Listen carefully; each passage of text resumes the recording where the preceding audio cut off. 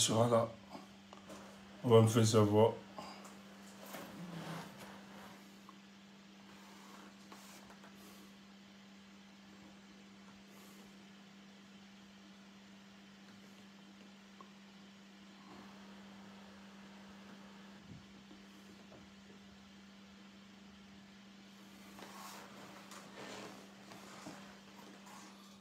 Ok. Bonsoir, c'est bon, vous me recevez. Les micros, dites-moi, vous me recevez. Ben, hier, il y a eu un bug, hein. Sûrement c'est du TikTok. Bon. Vraiment, les gars, bombardez les cœurs, partagez, protégez le live. Orakev est là. Est-ce que Urikev, est-ce qu'elle est là? Urikev, si tu es là, un bonsoir spécial à toi. Voilà. Bonsoir.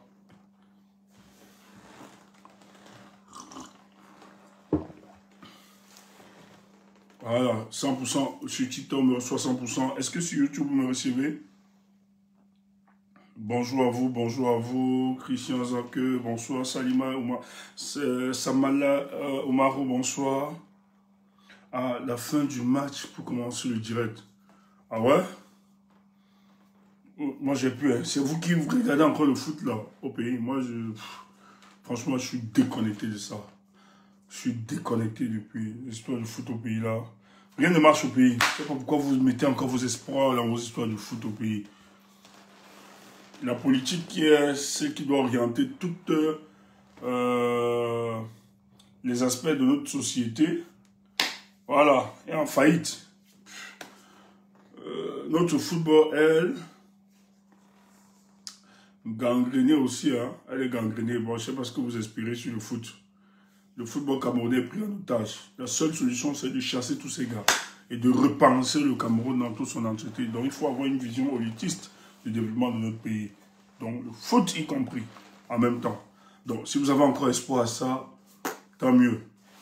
Moi, jamais. J'ai plus espoir. Donc, je ne peux pas arrêter le direct pour demander aux Camerounais de venir suivre. Nous, il y a plus urgent. Parce que ce qui va se passer pour le cas du Cameroun, même si tu es en train de regarder ton foot, si on te dit là que ça ne va pas, ça y a déclenché, tu vas arrêter ton foot là pour suivre en direct ce qui se passe pour le cas du Cameroun. Donc, nous devons reconstruire notre pays. Et pour reconstruire, on a besoin justement de s'engager politiquement et d'être à l'écoute. Voilà. C'est ça le plus important. Et Paul Biya, il faut toujours appeler aux Camerounais que Paul Biya a utilisé le football pour justement empêcher les Camerounais de construire la conversation nationale ou bien de structurer la conversation nationale autour des questions qui mènent notre société. Même avec les victoires que nous avions eues, le Cameroun ne représente pas en termes de destination touristique. On n'a rien pu faire. On nous reconnaît seulement parce qu'on est une nation, on a été une nation footballistique, voilà, sur le plan international et tout ça. Mais c'est ce que ça a apporté véritablement aux Camerounais. On n'a pas brillé par ça. Le Cameroun n'est pas une destination touristique, alors qu'on a 247 sites touristiques qui sont non viabilisables.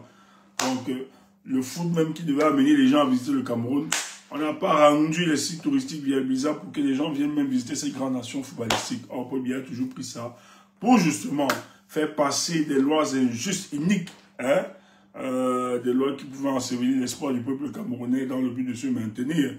Donc, il a souvent utilisé les victoires de football des Lions indomptables pour masquer ses échecs politiques et pour empêcher qu'il y ait une grogne sociale.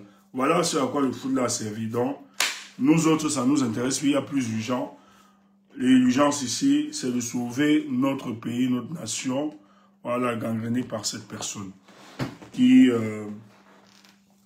sont à la tête de notre État pendant 43 ans. Et ils ont décidé de se maintenir par tous les moyens. Bonsoir pour ceux qui sont connectés sur Facebook. J'espère que vous allez bien. Bonsoir, vous me recevez. C'est vrai que j'ai un peu ma voix, j'ai attrapé un virus sur moi. Je suis pas... Donc vous allez voir. On n'est pas au top, mais on va se battre pour vous donner le meilleur. Parce que ce soir, il faut qu'on vous parle de l'échec de l'arrestation d'Issa Chiroma.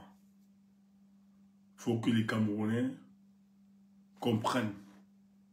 Et pourquoi le silence du président Chiroma,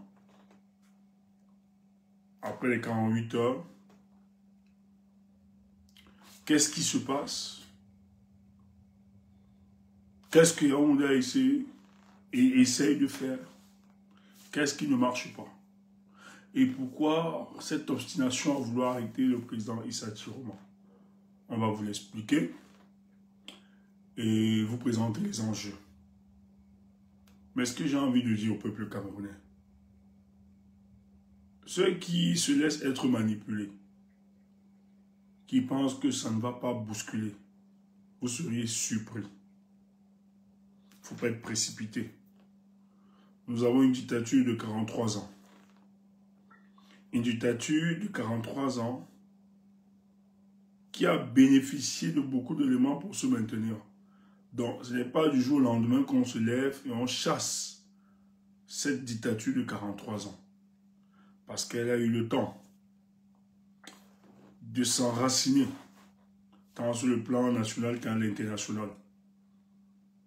Et pour cela, quand vous décidez d'être celui-là qui devra porter le combat pour le changement dans ce pays, il est important de comprendre, d'avoir toutes les aspérités de notre pays, de cette dictature, disons-le ainsi. Comment la dictature a pu se maintenir pendant 43 ans, sans que rien ne se fasse. Est-ce le silence du peuple camerounais? Est-ce la complicité des forces et des externalités?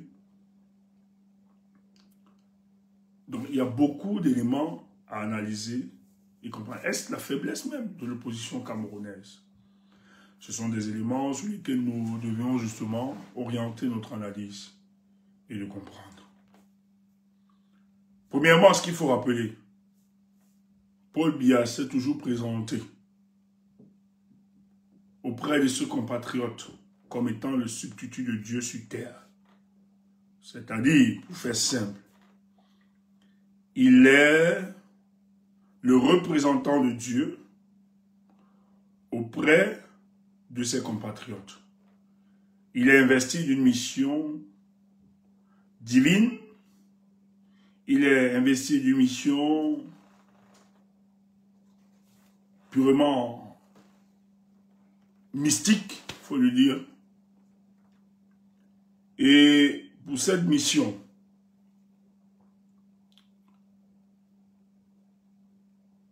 il s'est dit que dans cette mission, il devait justement spolier ou bien entretenir le sentiment de désolation permanent du peuple camerounais afin d'en profiter les richesses de nos terres à certaines puissances et comme garantie devait avoir le contrôle du pouvoir et le contrôle du pouvoir. C'était la compensation. Et nul ne pouvait tousser. Parce que pour lui, le patrimoine lui a été donné par une main divine. Et c'est son royaume, c'est son patrimoine, lui et sa famille. Et personne ne peut tousser. D'ailleurs, quiconque il lui ôte la vie, ou l'emprisonne, ou le réduit au silence, à jamais. Et pendant ces 43 ans, Paul Biya a versé beaucoup de sang. Je ne vais pas faire un chapelet de ce qu'il a fait. Le plus récent encore, c'est le 26 octobre. Il a encore tué plus de 64 Camerounais pour se maintenir au pouvoir. C'est des éléments et des détails qu'il faut noter, qu'il faut énumérer, qu'il faut rappeler à la conscience humaine. Et comme il se présente à nous comme étant un substitut de Dieu, il est donc inconcevable pour quiconque de venir lui demander, de lui dire que cette place n'est pas une place pour qu'il s'éternise ou bien qu'il se fossilise sur cette place, mais qu'il doit savoir qu'à un moment, il faudrait qu'il libère ou bien qu'il donne la place pour qu'émerge finalement un nouveau leadership. Mais il ne l'entend pas ainsi. Et celui, ceux qui vont le lui rappeler cela, seront tout simplement écartés. Soit emprisonnés, soit assassinés. Parce que pour M. Paul Biya, il est interdit à tout Camerounais de balader les raisons de sa lumière dans l'obscurité sacrée de sa politique. Ça ne vous concerne pas. Faites ce que vous aviez à faire. Moi, Paul Biya, je suis investi d'une mission. Je suis le substitut de Dieu. Quand je tousse, vous deviez vous taire. Et je suis un élu de cette nation. Et puisque c'est un État, on n'est plus dans la dimension métaphysique ici. Il faut qu'on soit dans la réalité humaine. Malheureusement, le Cameroun est un État qui appartient à un concert des nations, où il y a une interdépendance entre ces nations. Et dans ce concert des nations, il a été décidé d'imposer le droit international. Un droit international qui fait naître finalement une organisation, c'est ce qu'on va appeler l'Organisation des Nations Unies. Où il y a une déclaration des Nations Unies qui voudrait effectivement que la question de l'homme, l'homme même, l'homme, parce que nous faisons la politique, c'est parce qu'il existe d'abord l'homme, ce qu'on va appeler le peuple. Si la politique existe, en fonction du fait qu'il existe le peuple. Et donc, dans cette organisation des Nations Unies, le droit international dispose, stipule que nous devons faire respecter les droits humains. Et nous devons reconnaître le taux de détermination des peuples à exister par eux-mêmes, à s'organiser. Elle définit donc les orientations que doivent avoir les pays qui se revendiquent le standard de la démocratie. Nous l'avons souvent rappelé ici. Que la plupart des pays du monde se revendiquent la démocratie parce qu'elle incarne un ensemble de valeurs. L'état de droit, la liberté de la presse, l'indépendance de la justice, l'alternance, les élections, etc. Et il savait que pour le cas du Cameroun, qui a battu au Conseil des Nations, si elle se revendique donc que c'est un État démocratique,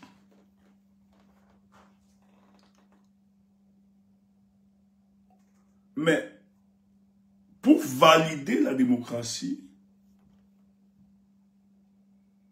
on ne peut pas manquer d'interpeller un des leviers très importants de la démocratie, qu'est l'élection. Parce que la démocratie stipule, selon la définition de l'ICOM, c'est le gouvernement du peuple par le peuple. C'est ce qu'on nous a enseigné. Bon, que beaucoup ont enseigné.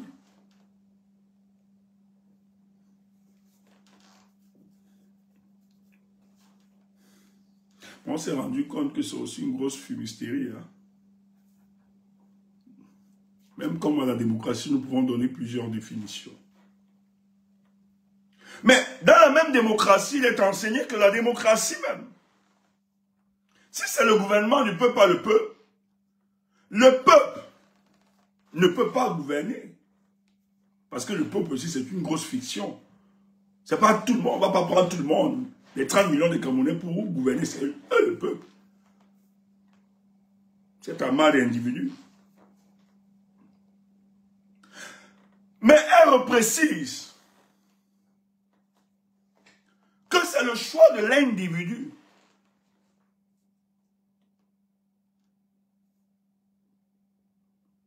Donc le peuple décide.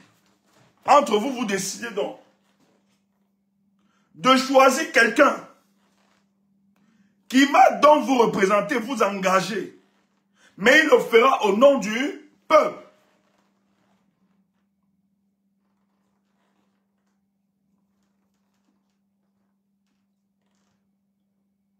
Les nations, donc, on a dit, bon, c'est le plus probable, c'est le plus faisable. Et ils ont décidé donc de mettre un contrat qu'on va appeler le deal politique qui existe entre le peuple et cet homme. Pour l'administration dans notre pays. D'abord, il faut le bloquer, pardon. Il faut le bloquer. Il faut le bloquer. Tu ne parles pas avec ma bouche. Tu ne parles pas avec mon cerveau. Il faut le bloquer. Il ne vient plus ici. Voilà. Il faut toujours donner une dimension pédagogique à ce que nous faisons. Parce que tu vas comprendre la suite. La bêtise, c'est que vous ne comprenez rien de la politique. Mais vous voulez faire la politique. Je ne suis pas prétentieux. Je n'ai pas dit que je suis le professeur avec qui que ce soit. Je plante juste le décor. Il faut commencer par là. Parce que ce que le peuple camerounais est en train de vivre, c'est quand même grave. Probia vient de faire une fois de plus l'impensable. Il faut qu'on explique ça d'abord aux nôtres. Ce que nous avions subi ou bien ce qu'on nous a imposé. C'est ça le deal. Donc, dans le deal politique, le peuple donc décide d'engager un individu, mais qui signe un contrat. On peut appeler ça le contrat social.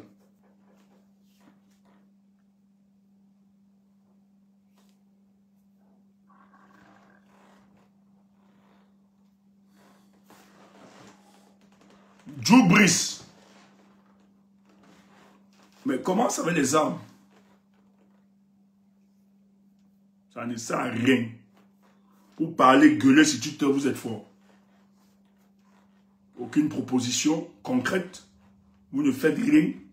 Mais vous donnez des ordres. Vous l'avez ici. Donc on décide d'engager quelqu'un qui doit administrer nos biens. Et on fixe les règles. Voici nos devoirs et nos droits. Toi aussi, voici tes devoirs et tes droits. On s'engage pour la gestion de la cité. Et cette personne que nous allons valider, ils sont plusieurs. Ça va passer par des élections. Donc des gens viennent, ils vont se présenter. Et nous allons donc décider, en fonction de celui qui aura le meilleur projet de société, ou bien celui qui pourra nous permettre de réaliser nos aspirations. C'est celui-là dont nous donnerons la force et notre vote pour qu'il nous accompagne dans cette dynamique. Mais entre-temps, il y a des soupapes de sécurité que nous avons mis tout autour. Si un chemin, il trompe cet engagement, le peuple a le droit et le devoir de s'opposer à toute démarche, à toute dérive de cet homme.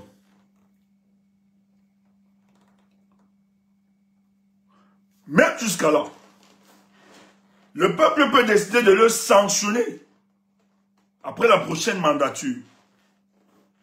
Parce que rien ne stipule que durant la mandature, durant la mandature, on peut l'évacuer.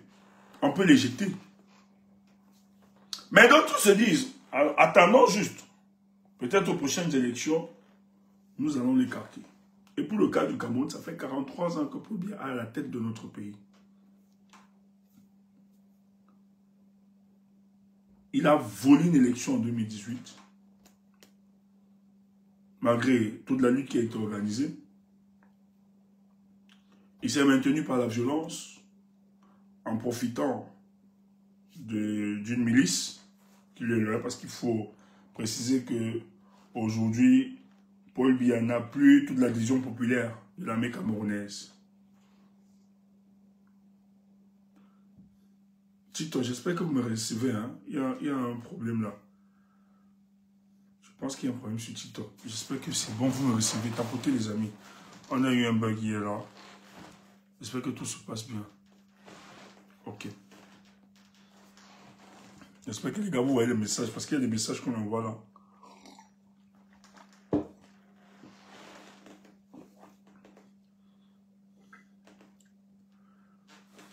Ok, merci les gars. Le peuple dont décide d'aller à la rencontre. Ou en démocratie, c'est très normal de choisir un homme. Et pour le cas du Cameroun, après 43 ans, peut bien nous voler l'élection en 2018. On se bat comme on peut. Il profite par une milice. Il y a des arrestations faciestes. On arrête de bamliquer parce qu'on estime que la contestation au Cameroun, elle est bamliquée. Les bamliqués sont arrêtés, il faut le dire. Et beaucoup même d'ailleurs. Avec quelques compatriotes peut-être très élus, très engagés par le combat pour la lutte. D'autres contrées. Où on les tabasse, on les menace. Qu'est-ce que tu fais dans les choses de bamliqués? D'autres sont libérés, mais d'autres sont gardés. Parce qu'ils sont très élus dans cette démarche de lutte pour la libération de notre pays. Ça avance comme ça avance, malgré tout. On se dit, préparons-nous, réorganisons-nous pour 2025. On laisse cette année passer. Et durant les 7 années, promesse de campagne de Paul Biya, rien n'est réalisé. Tout au contraire, on assiste au dépérissement de l'État du Cameroun. On avance, on n'a plus que reculer. Celui qui est chargé d'être aux affaires est disparu. Il est Marx. En fait, il y a un absentéisme qui ne dit pas son nom. On ne le voit pas, alors que le chef est là pour cheffer. Paul Biya disparaît. Vous avez donc une gestion par procuration de la République du Cameroun. Il faut le préciser, c'est un triptyque. Chantal, Gongor et Ayolo. Et je vous ai toujours dit que Gongor est le prolongement institutionnel de Chantal Biya. Et Ayolo est le prolongement institutionnel de Franck Biya. Il faut toujours le mettre. Maintenant, vous avez les autres de second rôle, de seconde zone et tout ça qui viennent juste accompagner. Cette année, au-delà de toute attente, même dans le RDPC, les gens étaient persuadés et convaincus. J'ai donné l'info ici. Qu'il était impossible pour Paul Biya de se présenter. D'ailleurs, le RDPC a fait expressement, j'ai donné l'info ici, de ne pas organiser de congrès. Parce qu'en fait, même au sein du RDPC, les voix s'élevaient déjà pour bloquer la voie à la candidature de Paul Biya. Il y a des caciques qui se sont organisés pour que lors du congrès du RDPC, Paul Biya ne soit pas vainqueur de ce congrès qui le présentait comme étant le candidat à l'élection. Donc, pour les primaires dans le RDPC, il était question de battre Paul Biya et de faire passer un cacique devant. Ils avaient tout organisé. Parce que tout ça, à l'âge de 93 ans, Paul Biya n'est plus apte aux affaires. Les gens qui l'utilisent, comme même par avant, l'utilisent effectivement pour gérer le pouvoir, la République par effraction. En réalité, ils savent que Paul Biya ne gère plus rien. À 93 ans, franchement, on est rassasié de ses jours sur terre. Mais comme c'est une mafia, c'est un grandirisme d'État, ils le prennent, ils le présentent. C'est pour ça qu'ils ont refusé d'organiser parce que non seulement au sein du RDPC, beaucoup de caciques avaient des soutiens. Ils étaient organisés en groupe, en lobbying, etc. Et même avec la caution des chancelleries. C'est pour ça qu'ils ont évité ce congrès-là. Nous avons parlé de ça ici. Nous avons parlé de ça ici. Et c'est pour ça que vous allez voir la sortie de l'autre. Il y a un télé qui a beaucoup attaqué ça. Et qui a montré tout le mascarade qui était organisé autour de cette histoire. Mais qu'est-ce qui se passe après? Les gars décident de conduire la candidature de Paul Biya. Et il y a un opposant qu'il faut évacuer, c'est Maurice Kamto. Parce que pour eux, pendant cette élection, il ne faudrait pas avoir un opposant sérieux qui risque de créer des conditions d'ingouvernabilité et faire basculer la paix sociale, selon eux. Parce qu'il n'y a même pas de paix. Il faut toujours dire que le Cameroun est juste tranquille. Dans la tranquillité qui est différente de la paix. Parce que lorsqu'on parle de la paix n'est pas l'absence de guerre ou de conflit, mais c'est la permanence de la justice. Voilà. Qui se suit par quelques éléments, si on va entrer encore plus en détail par rapport à ça. Ils empêchent donc la candidature de Maurice Kamto le 5 août. qui a fait jaser, hein, qui a fait pleurer plus d'un et tout ça, qui a mené cette polarisation de la scène politique au Cameroun aujourd'hui, que nous assistons bien évidemment. Mais, ma chance pour eux, et chance pour nous, croyant que l'élection était gagnée et Pupé était foutu, que Paul Biya pouvait tranquillement gagner, avancer à cette élection, et il y a une victoire assurée, ayant tout le contrôle. Ils n'ont pas vu venir un ministre démissionnaire, Issa Chiroma, qui démissionne et qui décide de poursuivre la lutte. Mais ayant les éléments de manipulation et de propagande, ils se sont dit qu'ils pouvaient écraser vite fait ce ministre et que ce ministre sûrement ne s'est pas préparé. Quand ce ministre démissionne, 2 mois avant, c'est clair. Les gens lui opposent. C'est très intéressant cette partie. Il faut commencer à suivre là. Concentre-toi, tu vas comprendre. Les gens lui opposent ceci.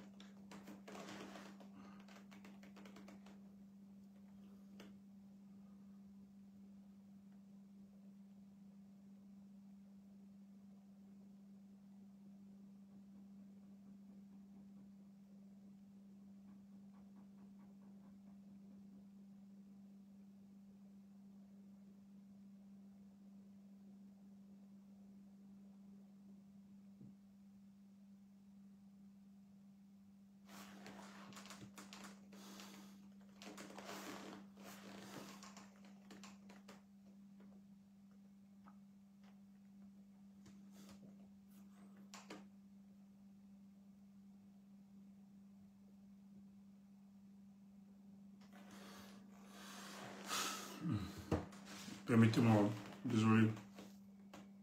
Désolé, hein.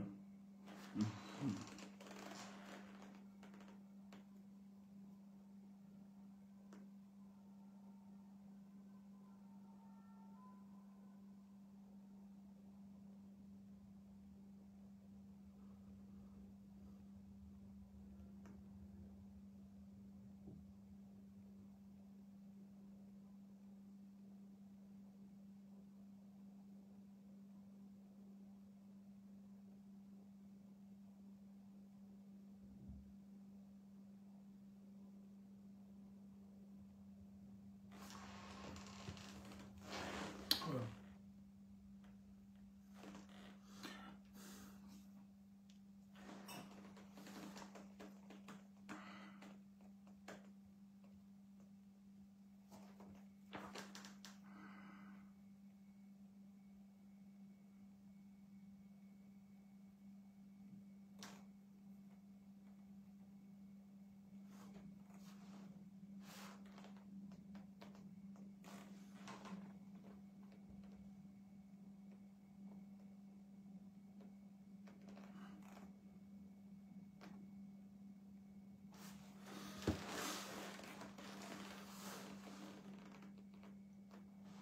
Partagez, partagez, partagez, pas de souci. Pas de souci. Pas de souci. Partagez, partagez. Partagez, partagez, pas de souci.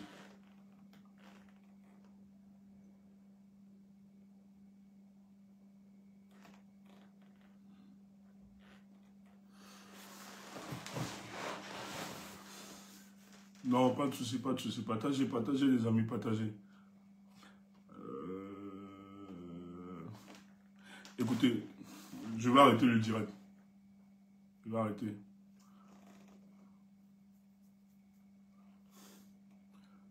Je vous reviens. Je vais arrêter le direct. Excusez-moi, je vais arrêter le direct. Je vais voir si je reviens après. Ouais, je reviens après. Je reviens les amis, je reviens.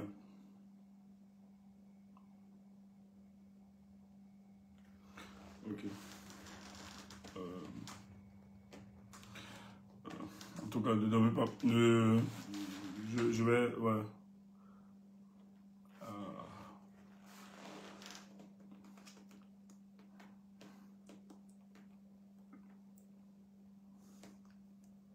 Je vous assure, j'ai plus envie de continuer. Non, non, non, c'est pas une question de menace. Ne vous dérangez pas. On peut pas me menacer. Les menaces, en tout cas, on peut menacer, mais les menaces ne peuvent pas m'amener à ça. C'est autre chose. Il y a quelque chose qui se passe. Je reviens plus tard, peut-être. Attendez. Désolé, hein. Je reviens plus tard.